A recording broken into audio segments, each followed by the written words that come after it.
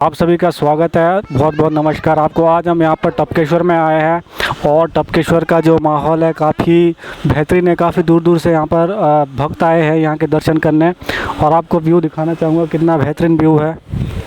आप देख सकते हो यहाँ पर काफ़ी बेहतरीन चीज़ें बना रखी है और काफ़ी पुरानी जगह है जहाँ पर दूर दूर से श्रद्धालु यहाँ पर आते हैं।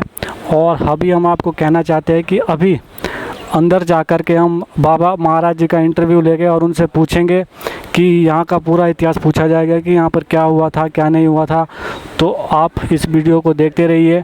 अभी अंदर जाके देखते हैं क्या होता है। आपको बता दें जो ये टपकेश्वर है ये देहरादून में मौजूद है। देहरादून यानी उत्तराखंड की राजधानी देहरादून में मौजूद है। देहरादून के थोड़ा सा एरिया है वहाँ का नाम घड़ी कैंट है। वहाँ पर ये जो मंदिर है वो मौजूद है। बहुत प्राचीन मंदिर है, पांडवों के समय का है। कहा जाता है कि यहाँ पर द्रोणाचार्य ने तपस्या की थी। हम इसके बारे में पूरा इंटरव्यू अभी अंदर महाराज जी से लेंगे, तो आप इस वीडियो को देखते रहिए। आप सभी का स्वागत है। आज हम इस वक्त टपकेश्वर महादेव पे है जहाँ का इतिहास है, काफ़ी लंबा इतिहास है और दूर दूर से लोग यहाँ पर दर्शन के लिए आते हैं।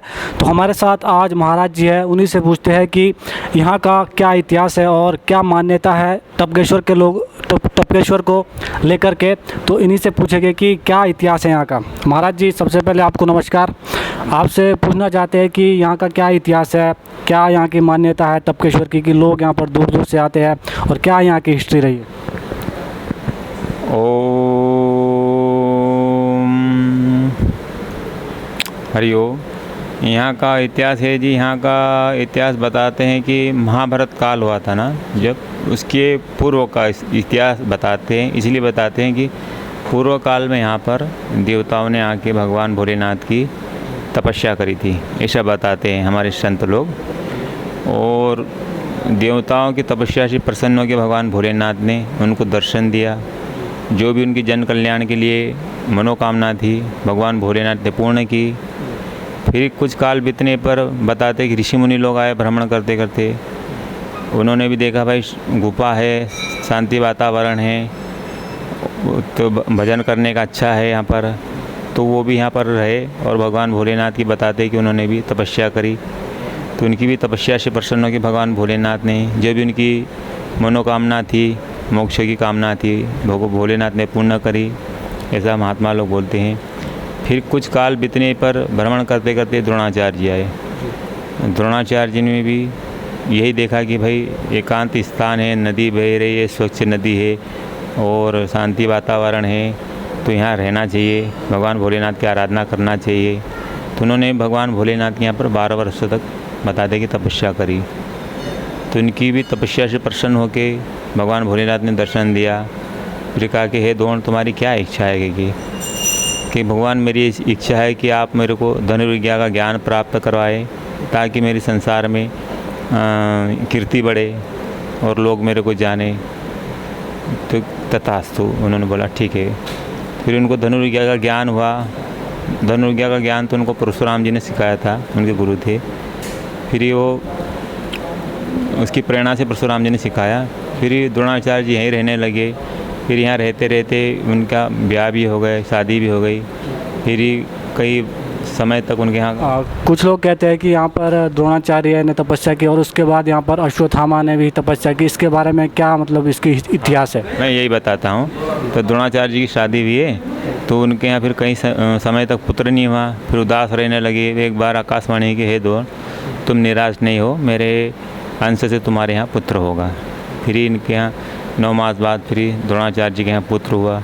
तब पुत्र हुआ तो जैसे बच्चे रोते हैं तो बच्चा रोया नहीं, बच्चा हिनना आया। जैसे घोड़ा होता है ना जिसको अश्व बोलते हैं, तो फिर उसका नाम अश्वत्थामा रखा। फिर माता के स्थानों से बताते दूध नहीं आता था। फिर जो चावल का माट होता है, तो चावल का माट पानी होता है, उसमें फिर चीनी मिला के बच्चे का पालन पोषण करने लगे।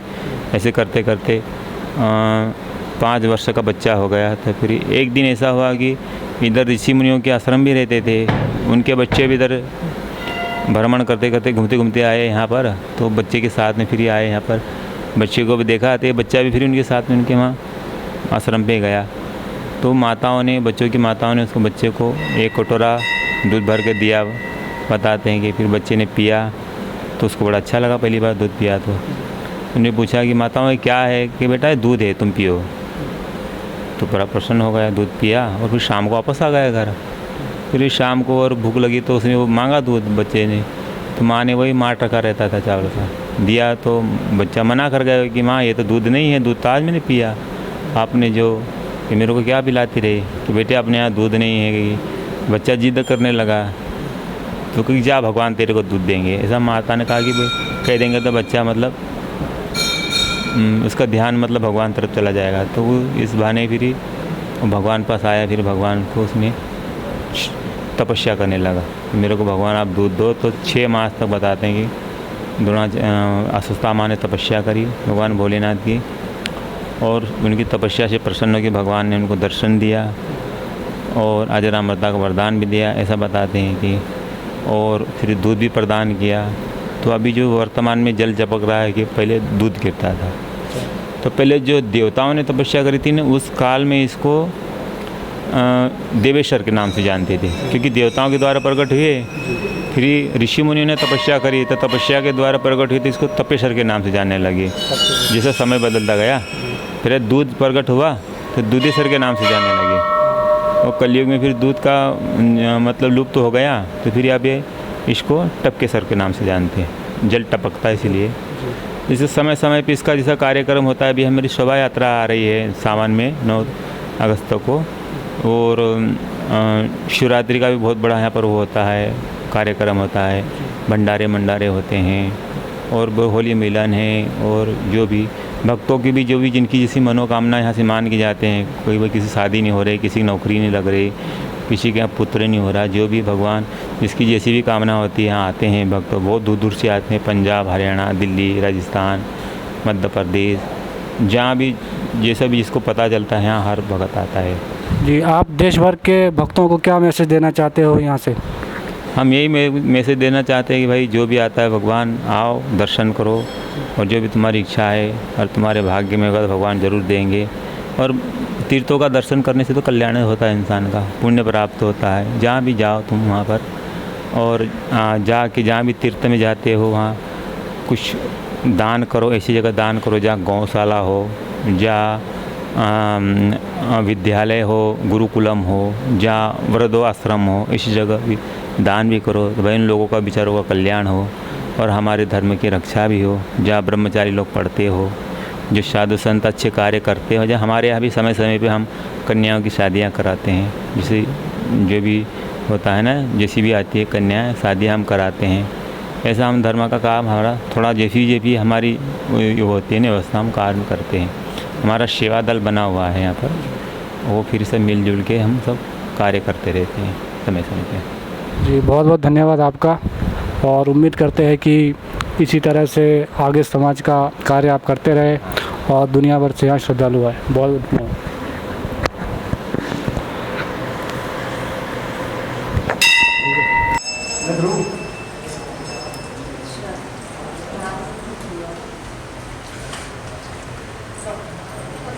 हो गया जो